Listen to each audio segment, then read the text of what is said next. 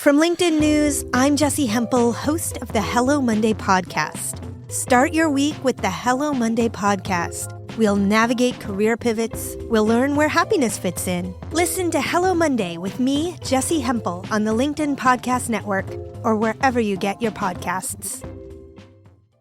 Have you been feeling the effects of stress, burnout, or anxiety at work? Listen to the Anxious Achiever podcast to rethink the relationship between your career and your mental health. Get the Anxious Achiever wherever you find your podcasts and walk away with practical advice you can implement today. LinkedIn presents. Some of the highest achieving people have healthy arrogance. Superior confidence not only in themselves and their abilities, but also in their predestined success. Not that they might be successful, not that they desire to be successful, but that they are meant to be successful.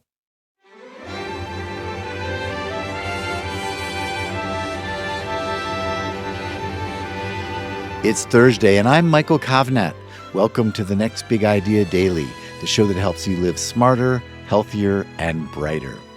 So I don't know what you're up to today, but right now, the biggest stars in the world are squeezing into designer gowns and tuxes, getting fitted and getting ready for this weekend's 97th Academy Awards.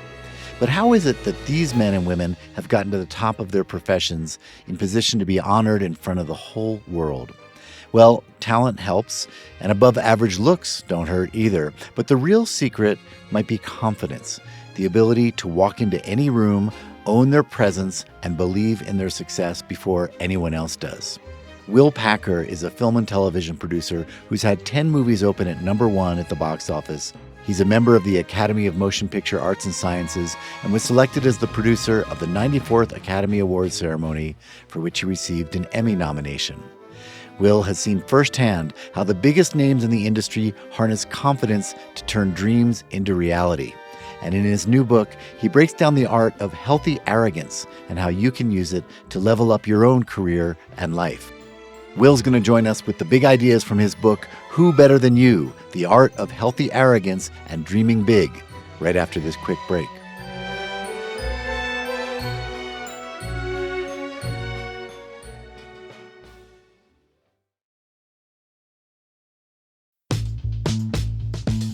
Greetings. My name is Will Packer. I'm a film and television producer with 10 movies that have opened #1 at the box office and a filmography that has grossed over $1 billion. Not too shabby for a kid who grew up not even knowing where Hollywood was. Now, as proud as I am of that resume, I'm just as proud to be the author of Who Better Than You? The Art of Healthy Arrogance and Dreaming Big. In this book, I take insights learned from nearly 3 decades of dealing with some of the most famous, most successful, and most difficult people on the planet. And I share how you can use those insights to launch a successful career, foster stronger relationships, and overall live a more fulfilled, blockbuster life. Take a listen while I break down 5 big ideas from my book. Big idea number 1, be arrogant. I'll never forget Kevin Hart saying to me, "Will, these people don't know who the heck you are." It was after an international screening of our record-breaking movie Ride Along, and I had stood in front of a sold-out crowd and hyped them up with a ton of bravado and confidence as I introduced our film. "That's their fault, not mine," I replied. Some of the highest achieving people have healthy arrogance. Superior confidence not only in themselves and their abilities, but also in their predestined success. Not that they might be successful, not that they desire to be successful, but that they are meant to be successful. This manifests itself in ways that you may not immediately even think of. These are individuals that, when in a room full of successful and powerful people, don't think, "Uh-oh, I'm not sure if I belong." They think, not only do I belong in this room, but this room is better because I'm in it. Now, this is not to be confused with toxic arrogance, which enters a room and announces, "I'm better than you.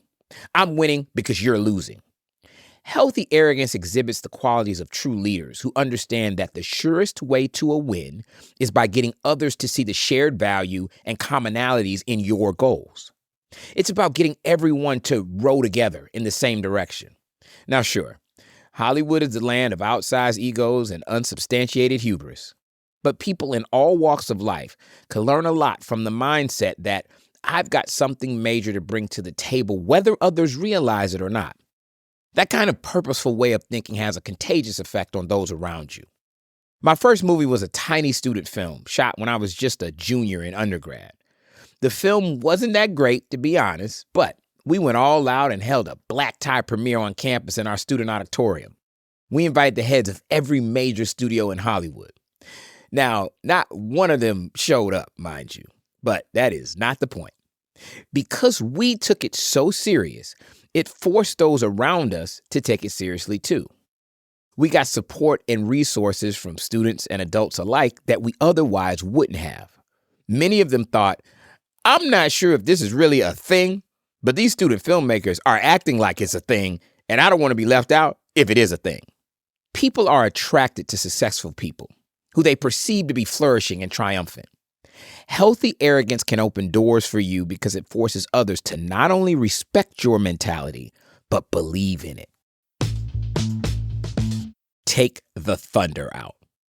One of my number one movies is a heist flick called Takers, and it stars the late Paul Walker along with an all-star cast of really good-looking male actors. Takers stood out because this heist crew is clean-cut and very dapper, wearing suits, ties, and pocket squares. They were the best-dressed thieves in cinema. Now, a lot of movies have a story of a moment where that movie almost doesn't happen, but very few get to the first day of production and damn near fall apart.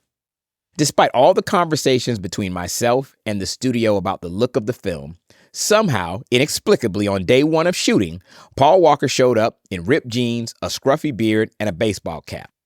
Now, that alone wasn't a big deal. Actors show up looking all kinds of crazy before professional glam squads get their makeup brushes and hair gel on them. The difference this time is that Paul insisted that this was his best look for the film, and he refused to change. The head of the movie studio was livid. Fireworks went off immediately. As I'm trying desperately to intervene between my studio chief and my star yelling and screaming at each other, I'm getting calls from my director on set telling me it's time to shoot the first shot. Paul had now retreated to his trailer and was planning a flight back to Hawaii. I went to talk to him one-on-one. Now, mind you, I felt like I had done everything I needed to make sure all parties knew and were on board with the vision for our film. I didn't feel like this was my fault, and I was upset it had gotten to this point. As soon as I walked in his trailer, the first thing I said was, I am so sorry. I continued. This is our first time working together, and you are so unhappy, and your experience has been extremely negative to this point. I take a lot of pride in putting talent in position to succeed. Clearly, that hasn't happened, and it doesn't even matter how we got here. I take full responsibility for that. I'm going to make it my mission to make sure every day from this point forward is better than today. Because on a Will Packer set, I never want you to feel the way you're feeling right now. I said it, and I meant it. After a few deep breaths, he responded, I get it. You're the good cop, but you're a damn good one. We got past that moment.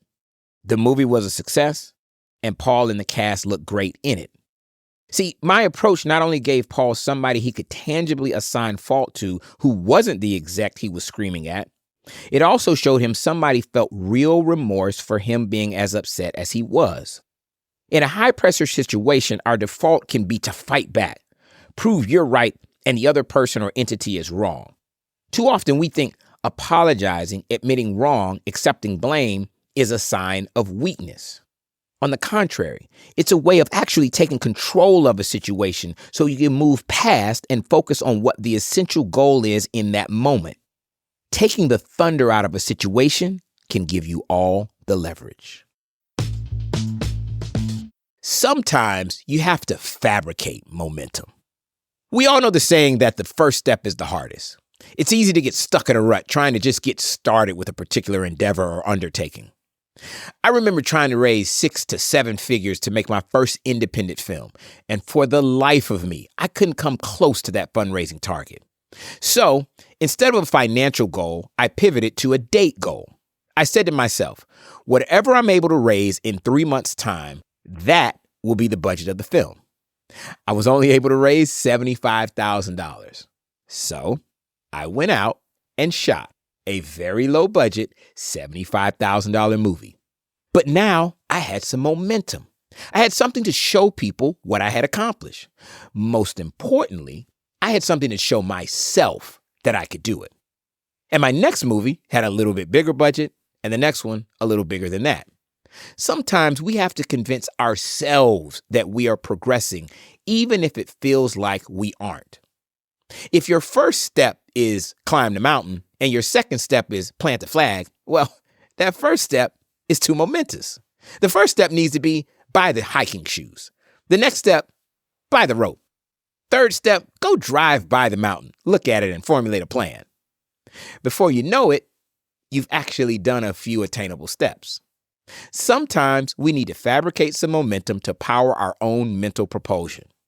It's okay to make that first step a much more manageable one, just so you can accomplish it, say that you did it, and move on to the next goal. Don't allow yourself to get stuck on the first rung. Adjust your perspective so you can give yourself credit for having done something. Slow progress is still progress. Sometimes we just need a reason to cheer ourselves on. We can all use a little applause at the beginning. The enemy is to the north. In the hit TV show Game of Thrones, there are these warring kingdoms ready to fight to the death over who gets the power of the throne, all while there is an unstoppable zombie army marching from the north coming to destroy them all. Whenever my wife and I are having some disagreement about something that seems really important but is actually trivial in the scheme of things, one of us will remind the other, the enemy is to the north. Too often in life, we underestimate the value and impact of strong personal relationships on our business pursuits and endeavors. Business meetings, negotiations, pitches, etc. are like going to war. You can't go into combat ready to give maximum effort when you've been arguing about which boots to wear on the battlefield all night. The more relaxed, confident, and stress-free you are, the more prepared you'll be for conflict that really matters. Every now and then, I remind my wife that our positive relationship and her undying support of me at home is a great tool in my business arsenal. She doesn't love that comparison. But the truth is, whether in business relationships or personal ones, we all fall victim to getting caught up in the minutia of minor quarrels while losing track of the bigger substantive challenges that await. Remember this, only those that are able to stay focused on the big picture goals will survive the zombie apocalypse. Find the wrinkle in their slacks. Okay, what happens right after people take a group picture? Everyone rushes to review it, right? Lest the moment pass and a bad picture somehow makes its way online, ruining lives for all posterity. And then what happens when they review the picture? Do they look at all the folks in it? No. They zoom right into themselves, right past you, right past the great pyramids of Egypt or whichever wonder of the world they're standing in front of. They zoom right into the wrinkle in their slacks or whatever thing it is that always bothers them about their appearance. Then all they can say is, no, we have to take another one. If you want to connect with anyone, anywhere, find out very early on, what's that person's wrinkle in their slacks? What makes them tick, floats their boat, keeps them up at night, gets them out of bed in the morning? You have to read people. People's favorite subject is quite often themselves. People always want to talk about themselves, want to tell you what they need, tell you what they've done. You can use that to your advantage. Your success depends on it. Good leadership relies on you being able to get those around you to work towards your goals because they understand that they have a stake in them as well. Your objective needs to align with the greater good. For that to happen, you need to understand what's important to other people. Then tie that into your aims and push together towards mutual success. Thank you, Will. All right, listeners, you can get yourself a copy of Who Better Than You at your favorite bookstore just in time for Sunday's Oscar ceremony. And if you could use some ongoing help with confidence, or frankly, with pretty much any aspect of your life, head on over to your app store and download the Next Big Idea app. It's got thousands of big ideas from hundreds of authors. And one last thing, you might want to pop over to our sister podcast, The Next Big Idea, today. My colleagues Rufus Griscom and Caleb Bissinger have a fascinating conversation with the author Will Storr about how you can lead, motivate, and persuade using the art and science of storytelling. I'm Michael Kovnat. See you tomorrow.